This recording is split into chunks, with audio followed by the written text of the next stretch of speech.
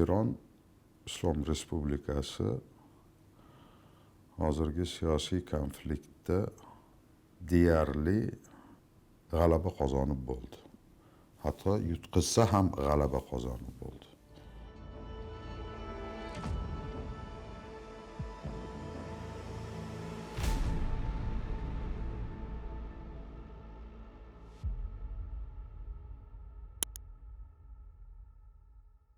Uni bir nechta sababi bor g'alaba qozongani.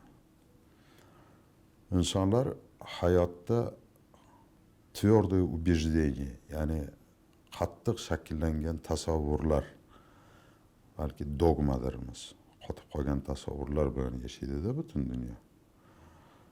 Shu paytgacha juda katta bir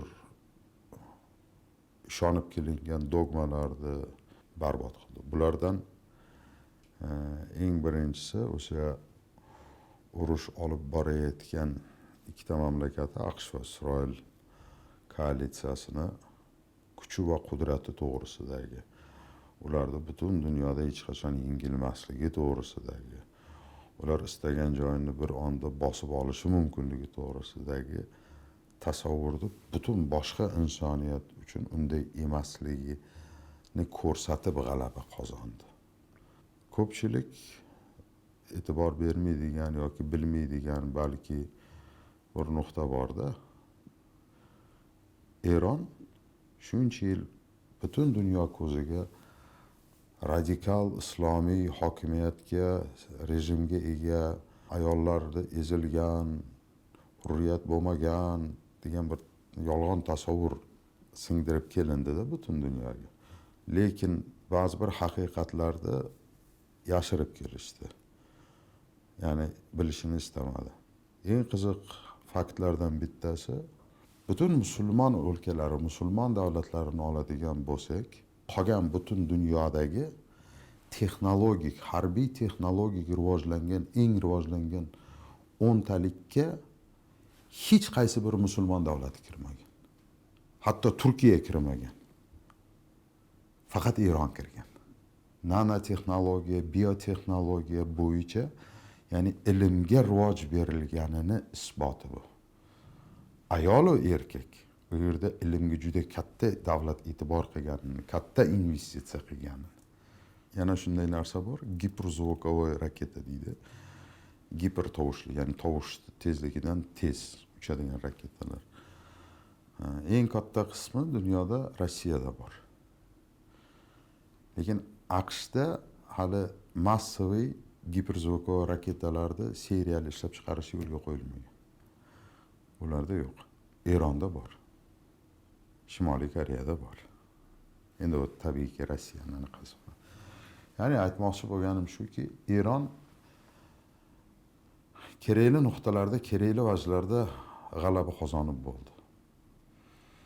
Chunki yana bir eng katta miflardan bittasi shu ediki, avianosis deydi, haligi samolyotlarni uchib qo'nadigan kema. Avianosisni, bitta avianosisni 80 ga yaqin harbiy kemalar qo'riqlaydi. Va hamma butun dunyoda bir убеждение bor ediki, bir tushuncha bor ediki, AQShda avianosisini hech qachon hech kim yo'q qila olmaydi, zarar bera olmaydi. Eron bir emas, 2 marta urib ko'rsatdi. To'g'ri, cho'ktirib yubora olmadi, ammo zarar berib ko'rsatdi, ya'ni urib ko'rsatdi. Bu ham albatta ularda harbiy g'alabalaridan bittasi. Harbiydan ham ko'ra o'sha butun dunyoga ular ham mukammal himoyaga ega emasligini, ular ham mukammal emasligini dunyoga ko'rsatib bo'ldi. Ko'pchilik mendan so'raydi-da, mana u hujum qilsa, bular darrov urib tashlab nimaga bunaqa cho'zilyapti? Odamlarda shunaqa bor-da, nimaga bunday cho'zilyapti? Bitta narsani bilish kerak. Masalan, bu oddiy misollar bilan tushuntirishni yaxshi ko'raman-da. Oddiy. Ko'chada urushib yurmagan, sportsmen bo'lmagan bir jahldor yigit. 20 yillik sportni ichida yurgan boksyor bilan kelishmay qoldi. Ikkalasi qanaqa urushadi bilasizmi? Birinchisi bor kuchi bilan birdan urushga harakat qiladi. Bor kuchini tez sarflashga harakat qiladi. 20 yillik tajribaga ega sportsmen hech qachon bor kuchi bilan hujum qilmaydi. O kuchini ozdan ishlatib, raqibini charchatib yutadi. U hech qachon bori bilan tashlanib qolmaydi. Bu sportsmenlarda xuddi shunday, bu kuchli davlatlarda xuddi shunday. Bizdagi ko'p odamlarimiz haligi shunaqa deb o'ylagani uchun, ya'ni nimaga urush boshlandimi, bor kuchi bilan tashlash kerak. Yo'q. Davlatlar agarki urushga kirmaydilar, chunki urush qimmat xarajat, kiradigan bo'lsa ham porsiyalab, kichkina porsiyalardan boshlab urushadi. Hech qaysi bir davlat haliki hujumga uchragan davlat bir onda bor kuchini, bor raketasi bilan himoya qilishga sarflamaydi. Sekin porsiyalab, chunki urush bu hujum qachon tugashini bilmaydi. U hamma narsaga tayyor bo'lish kerak. Asosiy syurprizlarni asta-asta orqaga olib qo'yaveradi. Sekin urib. Eronni shu nuqtai nazardan yengish hali beri mumkin emas. Chunki Eron bu urushga, bunday urushga eng kami 30-40 yil tayyorlandi. 30-40 yil davomida Eron turli ssenariylarda va Eron 6 oylik, 1 yillik emas, 10 yillik urushlarga ham tayyor. Ssenariysi bor. U hisob kitobini shunga ko'ra qilib keldi. Eronni o'ta kuchli jihati, lekin hamma narsadan ham ko'ra birinchisi deb aytaman, bu xalqiga qilgan to'g'ri mafkuraviy tarbiyasi. Bugun dunyoni ekonomikani dunyoga qo'lga olgan AQSh bilan sanksiyalar ostida yashab kelgan Eron urushi deb ko'radi-da. Bunday deb ko'rish yanglish.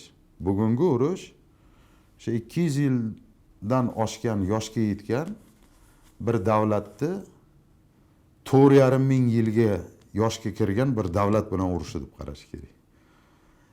Tabiiyki 4,5 ming yillik davlat donishmandroq bo'ladi.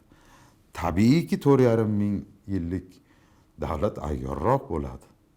Tabiiyki 4,5 ming yillik davlat aqlliroq bo'ladi. Shu nuqtai nazardan Eronni yengish oson emas. Yengilmaydi. Eronni rejimini qulatish mumkindir balki bir shaklda, bilmadim. Rejimini.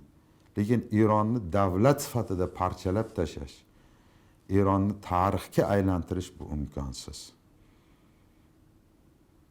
Va butun insoniyat uchun zararli buni oqibati.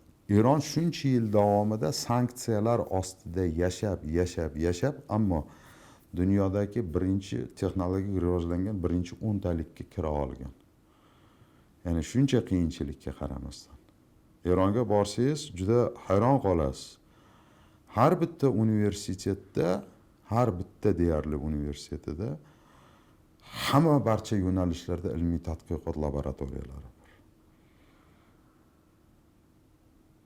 Odamlar tadqiqot qilish uchun, ilm o'rganishi uchun, hatto musiqa ham bor. Meditsina universitetlarida musiqa kafedralari ham bor. Ya'ni ulkan davlatchilik tajribasiga ega va bugungi mavjud dunyoni qadimdan mavjud bo'lib kelayotgan sivilizatsiya davlatlaridan bittasi Eron. Bugun Eronni g'alabasi deyotgan narsamiz o'sha Eron aslida odamlarini zakiyligini g'alabasida, aql bilan, kuch bilan emas, bular aql bilan yetib keldi bu nuqtaga. Aql bilan Amerikaga haligi talofatlar beryapti, imijyoy talofatlar beryapti. Bunday qilib ko'rsa bunday chiqib ketyapti, bunday qilib ko'rsa bunday chiqib ketyapti. To'g'ri, bugun Eronni ichidan bo'lish mumkindir, siyosiy elitani bo'lib tashlash mumkindir. Bo'lib tashlashar ham, boshqa qilishar ham, lekin Eron, yana bir marta ta'kidlab aytaman, Eron qadimdan buyon uzilmasdan mavjud bo'lib kelayotgan sivilizatsiya davlati. Bu faqat davlat emas, u sivilizatsiya, tamaddun davlati, tamaddun. Buyuk bir kuch. Uni yengish ham oson emas boshqa. Ha, bu urushdan qilinadigan xulosa bormi? Bor. Biz chiqarishimiz kerak bo'lgan xulosa bormi? Bor. Eng birinchi chiqarishimiz kerak bo'lgan xulosa Bu o'sha biz konstitutsiya darajasida mafkurani taqiqlab qo'yganmiz, davlat mafkurasi bo'lmasligi kerak degan fikr xato ekanligini, bu atayin tiqishtirilgan va bizni zaiflashtiradigan prinsip ekanligini tushunib yetish. Xalqni, millatni davlat bilan birlashtiradigan ko'priklar qurish kerak ekanligi, insonlarni yolg'on bilan emas, g'iybat bilan emas, 4 ta tentak bloger bilan emas, 200 mingta yasalgan kommentariy yozuvchi profillar bilan emas, haqiqiy samimiyat bilan, to'g'rilik bilan, yuksak madaniy daraja bilan, haqiqiy ilm bilan tarbiya qilib kuchli qilish mumkin ekanligi. Bo'lmasa Eronning ichida juda ko'p ozarbayjonlar bor, forslar bor. Ya'ni Eron aholisi hammasi fors emas, forsiylar emas. Ammo ular haqiqatda millat bo'lib, davlat bo'lib, xalq bo'lib birlasha olgan. Ya'ni millatidan qat'iy nazar yo'q, bu vatanni birdek seva olgan va jonini bera oladigan. Bu nuqtai nazardan qaraganingizda qiyoslaysiz, istasangiz istamasangiz o'zingizni mamlakatingiz bilan. Men Qashqadaryolik, sen Surxondaryolik, anovi Andijonlik, bunisi Farg'onalik, viloyatni ichiga borsang, men G'uzorlik, bu Dehqonobodlik, o'sha qishloqni ichiga kiradigan bo'lsak, u pastki qishloqdan, bu tepadagi qishloqdan, pastki qishloqqa tushsang, bu falon brigaddan, bu pistamon brigaddan, bu falon ko'chadan, bu falon ko'chadan bo'linishni ko'rib, aslida bu mavjud bir muammo. Mavjud muammo. Bu bizni tabiatimizning qusuri emas, bizga singdirilgan tarbiya. Bizni dushmanlarimiz hamisha bizni bo'lishga harakat qilgan, bo'la olgan va bo'lib boshqargan. Bir-birimizga dushman qilib boshqargan. Shuning uchun ham O'zbekistonga qaraydigan bo'lsangiz, turli davlatlar manfaatlariga xizmat qiladigan har bitta organda bilib bilmasdan boshqa joylarga xizmat qiladigan kuchlar ko'p. O'zi anglab yetar, anglab yetmaydi. Chunki nimaga? Yagona mafkuraviy platsdarm yo'q, yetishgani yo'q. Mana yana bitta eng kulgili holat, oddiy bitta holatda aytaysizga, butun tanqidni qabul qilishlarini istayman tashqi ishlar vazirligining. Bu tanqid emas, bu bor holat, bu bor mavjudiyat bu. Yevropadagi elchixonalar, masalan, xatti-harakatiga qarasanglar, ular ko'proq O'zbekistonning Yevropa bilan strategik hamkorligi uchun harakat qilishadi. Ya'ni bu O'zbekiston uchun eng zo'r deyiladi. Ularning talabiga moslashib tashqi siyosat elementlarini qurishga harakat qiladi. Xitoydagi elchixonaga qarasangiz, Xitoy yo'q kelajagimiz bilan deydi. Rossiyadagi elchixonadagi harakatisi yo'q, Rossiya bilan yaqinlashish mumkin deydi va to'g'ri, hammasini ishi bu.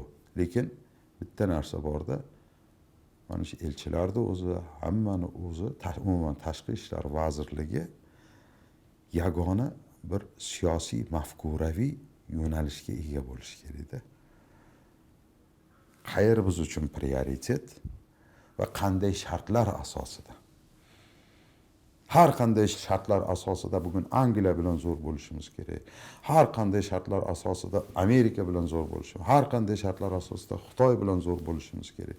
Har qanday shartlar asosida Rossiya bilan zo'r bo'lishimiz kerak deb harakat qilinsa, oxiri nima bo'ladi? Xaos paydo bo'ladi.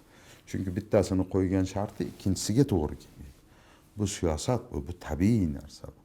Bu uchun biz qayerda bir qadam ortga tashlashga va ammo qaysi masalalarda umuman ortga chekilmasligimizni yagona bir konsepsiyasi bo'lishi kerak-da.